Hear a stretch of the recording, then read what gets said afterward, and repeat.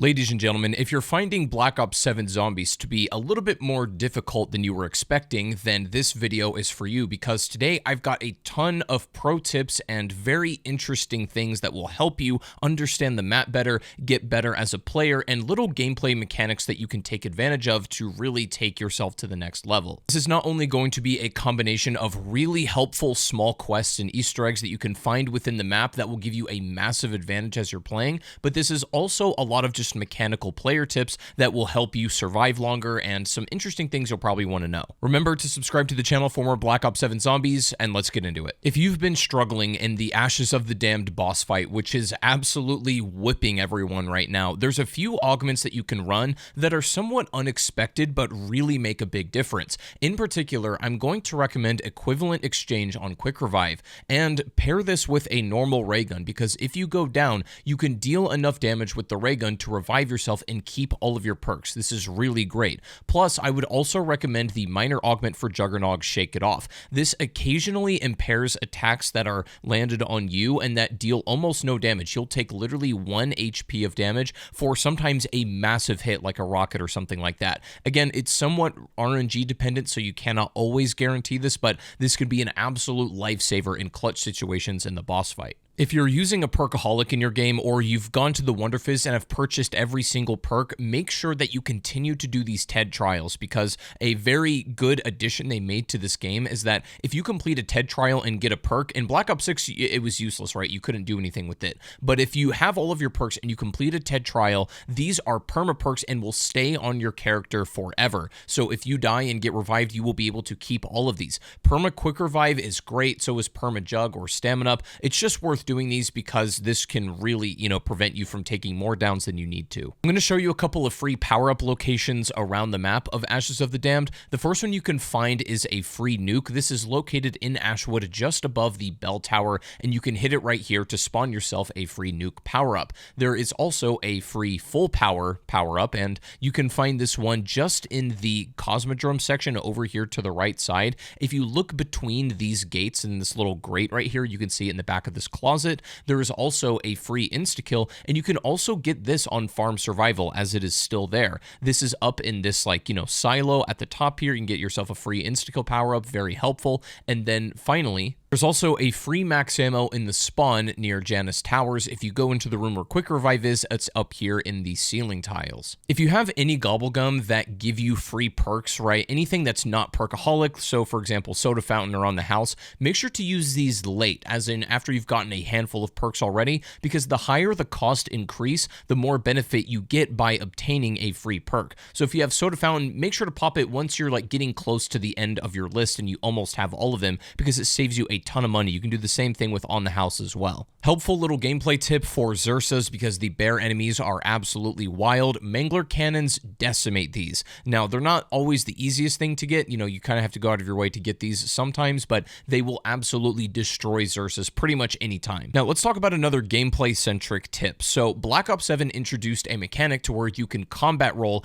after a fall that would deal damage to you, and you do this by holding your crouch button in the air after a jump when you land, and you need forward moving momentum in order to activate this. Now, the cool thing is that it negates almost all of your fall damage, and so there's a stamina up augment that basically negates all fall damage. You can pretty much take this off and run whatever you want, as long as you remember to get in the habit of always combat rolling off of large heights, because especially in stuff like Ashwood, these kinds of jumps will kill you for the most part. So if you're combat rolling pretty much all of your high jumps, you can actually take off that stamina up augment because you won't need it, and you can free up a slot to run something else that will be a lot more helpful. Now, if you have a ton of a certain gobblegum that you just don't use, that's sitting in your inventory, right, and you don't run it at all, you can actually put this on a separate pack and then run it in your match, get it out of the machine, because you can hit as many gobblegums as you want during the rounds now, and you can just crush these and convert them into essence. And this is nice because the red ultra gobblegums are worth 5,000 essence, which is quite a lot. And so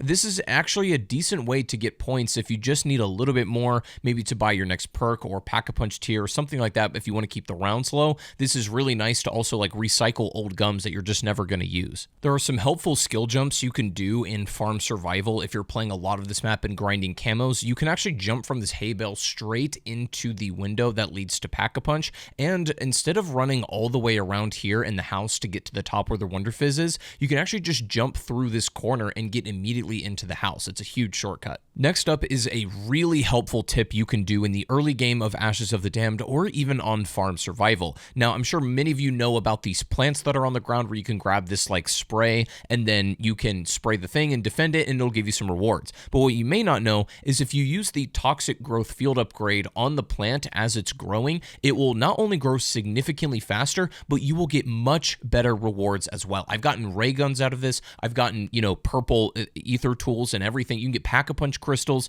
You can get a lot of cool stuff out of this, and it's very easy to do. You don't need any augments on toxic growth. You could just need it as is and then take it off when you're done, but it's super helpful to know. There is a Dempsey PTSD remembrance quest that you can do. Now, in order to activate this, of course, you need to be playing as Tank Dempsey. That's step one, but you need to come over to the crashed rocket area right near the Cosmodrome, and if you see this crashed rocket over on the left side of the trail, you can see these bodies, and if you go just past them, there is actually a set of dog tags on the ground that you can pick up.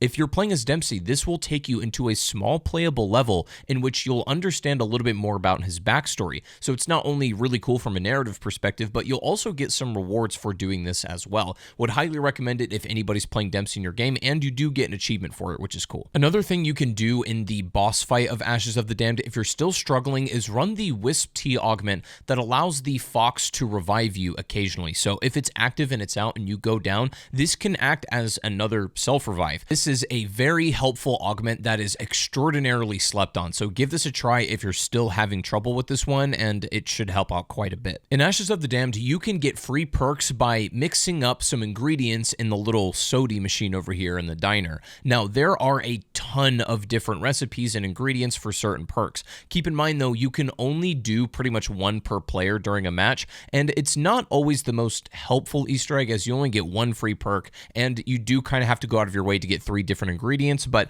I'm not going to go through all of the list of ingredients right here, but if you're really interested, you can look them up. But it is helpful to be able to get a free perk every now and again, but you can essentially do this for anything you want in the game. If you've been doing the Easter egg and you're on the lightning puzzle to where it only spawns in every other round, there's something you can do to actually force the lightning to spawn in even if it's on an off round. So in order to do this, you need the old Tezzy truck, and obviously you need to have the Wonder Waff on the back, of course, but what you need to do is that you'll see these lampposts sparking, and you want to shoot that with the Wonder Waff. Once you shoot this one, the spark will transfer over to the one actually near the back side of the diner. You're then going to shoot that one with the Wonder Waff, and then finally that spark will transport over to the one near the front of the diner, and once you shoot that final one, it will actually force spawn the lightning once again, even if it was on an off round. This is really helpful to know and is great at optimizing your game and keeping the rounds as low as possible, which will in turn make the boss fight a bit more manageable. Now, there's a small little bear attack Easter egg that will give you some rewards. In order to do this, you first need to have a bear or a Zursa spawn into the map at least once. Now, you can do this by either force spawning one, which we'll talk about in a little bit, or you can just wait until round 16 like most people will do and then do this afterwards. So once you go to Ashwood and then you start heading towards the Cosmodrome, you're going to see these paw prints on the ground, and you're just going to walk forward and interact with them as they go throughout the trail, and then follow them until the very end. When you interact with the final paw print, it will play the death cutscene of the Zursa, and then it will put you into that same playable level where Dempsey's remembrance takes place. And in here, you will only have a knife, but your weapons will be on the ground. And if you get lucky and defeat the bear, you can also get a free ray gun out of this as well, which is extraordinarily helpful. But keep in mind, you could pretty much really only do this after round 16 once the paw prints start spawning in. When you're running around and opening up the map, remember that you can always prone in front of the perk machines to get a free 100 points. And luckily, these do stack with double points. I mean, obviously, there's not a ton of difference between 100 and 200 points, but it's just nice to know. One of my favorite new player mechanics that Black Ops 7 has introduced is Overheal. And you can see when you're doing this, when you have the wonder weapon inside of the map and you use the spike to recall through zombies, you'll actually gain some additional HP and your health bar will go green. green, making you overhealed. And so overheal lasts as long until you take that damage. This can also be really helpful for surviving big hits in the boss fight, but what you may not know is you can also do this outside of the wonder weapon as well. Its stim shots are maybe one of the best pieces of equipment in the game. Now, in Black Ops 6, these were good just for really, recovering HP in a pinch, but you can actually use these while you're already at full health and then stack them up to 400 HP instead. And not to mention, you can also stack this with the Vulturade augment that makes you more likely to pick up your currently held equipment, and so you can pretty much always be replacing yourself with brand new stims and have your pretty much bare minimum health at like 400. A massive gameplay change that Black Ops 7 made to its economy is a severe reduction in natural drops of salvage compared to Black Ops 6, right? It's a lot harder to get a legendary gun off of pure ground salvage than it was in that game. And that's done for a reason, but if you still want to get and maximize your salvage, you can use the gobblegum called Dead Drop, which will increase the salvage spawn rates, but you can also stack that with a weapon that has a suppressor that comes with an additional chance for more salvage too. It does appear like these two things stack together, so if you're using a weapon that is suppressed plus Dead Drop, you should be getting a lot of salvage and pretty much the equivalence to or near what Black Ops 6 was. I highly recommend running the stamina augment that gives you more damage negation while you're sprinting from projectiles, and obviously this is very helpful in the boss fight, of course, so anything that will help you with damage negation in any sense of the word is pretty good for this boss fight. It's actually very different to what I would recommend if you're just playing the map or like trying to high round. You need a very different set of augments than you were if you're just taking on the boss, but still, this is a really good one, and especially if you can free up the other augment slots when you know how to combat roll, this is really great. If you're doing the Easter egg and having a hard time getting these keys safely in these outer regions and the zombies are swarming you, timeout doesn't work here as it only prevents normal zombies from spawning in. But if you want to explore this area or get the keys without any pressure, Idolize the Gumball is an amazing one for this because it actually does prevent these, outer like spirit zombies from targeting you in these areas. It is actually amazing. When you're doing the serum parts for the Easter egg, you may notice that you can pretty much get every single part pretty early except for the limb off of the bear, which you have to wait until round 16 to spawn. However, what if I told you there's a little way that you can do inside the Cosmodrome to force spawn a bear at any point you want? Now, you can do that. You do have to have the wonder weapon already acquired first, but to spawn a bear and to force spawn one, you just need to come over to this section, and in this corner, you're going to see a tiny little skull that's in the dark that's pretty hard to see. You're going to shoot it with your wonder weapon and recall the spike, and the eyes should start glowing green. You're going to run over to this corner and do the same thing on this upper beam. And then finally, your third and final skull will be on the upper floor inside of this zombie spawner location. You're going to shoot that final skull and recall the spike, and you should immediately hear a Xursa start to spawn in. This one will have purple eyes, so you'll know you've done it correctly, and you can use this to get the limb for the serum part before round 16. This is a massively helpful tool, not only for speedrunners, but for people wanting to get the Easter egg done on a lower round and optimize it a bit better. Did you know that you can piss off Ted in the truck? If you shoot him over and over again, he will shock you and lock you out of the truck for 5 seconds. Now, obviously, there really isn't much use to this other than like trolling your friends or something. Just seems like a little bit of an homage to the bus driver in Black Ops 2. There is a really neat Mr. Peaks Easter egg that you can do over near Blackwater Lake. If you head into the tool shed and look at this trophy that says Dean Roth, you'll interact with it, and then on this tree stump should be a tomahawk, and then you can come over to this section and start throwing tomahawks at these targets, and you want to hit as many as possible in the quickest amount of time possible. They'll start moving, they'll get more difficult, and if you do this successfully, Mr. Peaks will spawn in and then give you a ton of loot. This is really great for the early game because you can pretty much do it right away as soon as you get to this area. But anyways, guys, I hope these tips were helpful and you were able to learn something from this video. If you did, just drop a like and make sure to subscribe to the channel. I'll have more Black Ops 7 for you very soon, and I'll see you guys in the next one. Peace.